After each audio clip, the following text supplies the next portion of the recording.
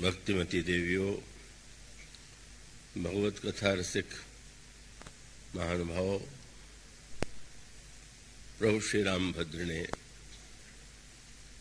श्री भरत की इस जिज्ञासा के उत्तर में कि जिन संतों से आप इतना प्रेम करते हैं, जिन्हें इतना सम्मान देते हैं, उनके क्या लक्षण हैं। प्रभु ने अनेक लक्षणों का वर्णन किया, पर अंत में उन्होंने यही कहा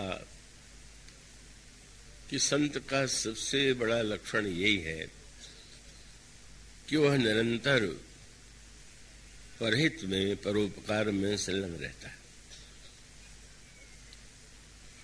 और सत्य तो यही है, प्रभु ने कहा कि परहित से बढ़कर के कोई धर्म है ही नहीं, और दूसरे को कष्ट पहुंचाना यह सबसे बड़ा पाप है।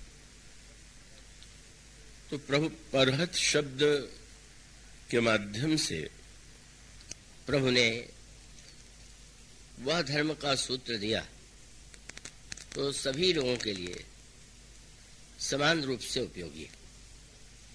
और इस संदर्भ में जो बात कल कही जा रही थी कि यहाँ पर सुख और हित शब्द के अंतर को समझना आवश्यक है। कभी कभी ऐसा होता है कि सुख और हित, उन दोनों में कोई भेद नहीं होता, पर ऐसा भी होता है कि जब सुख में और हित में भेद हो तो सुख का अभिप्राय है जो मन को प्रिय प्रतीत होता है, अच्छा लगता है, वह सुख है।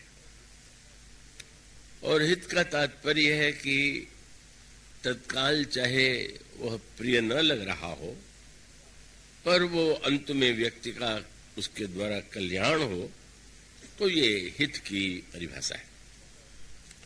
तो वस्तुतः इस दोहे में जो दोनों शब्द हैं, उन दोनों का ही बड़ा, इस चौपाई में जो दोनों शब्द हैं, उन दोनों का बड़ा महत्व है।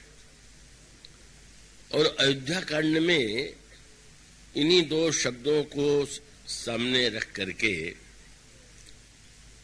इस के जो अनेक अर्थ हैं, तात्पर्य हैं, उनको व्यक्त करने की चेष्टा की गई। स्व और पर, अपना और पराया, किसे व्यक्ति अपना माने, किसे पराया माने।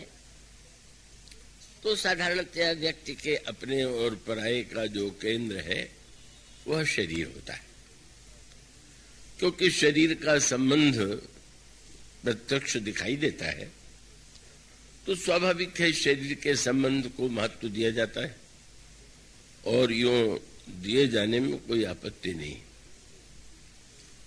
किंतु इस दिए जाने के संदर्भ में सबसे बड़ी समस्या ये है कि जैसे कोई व्यक्ति अपने पुत्र को अपना माने और अपना मान करके उसे शिक्षा देने की चेष्टा करे, उसे आगे बढ़ाने की चेष्टा करे, तो ये एक स्वाभाविक प्रवृत्ति है।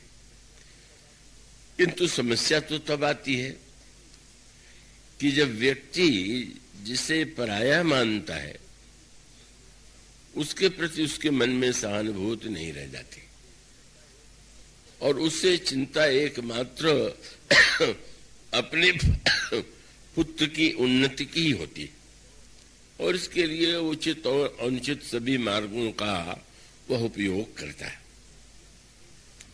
तो कैकेयी जी के संदर्भ में दोनों का आप एक संकेत पाएंगे। कैकेयी जी के जीवन की सबसे बड़ी विडंबना क्या थी?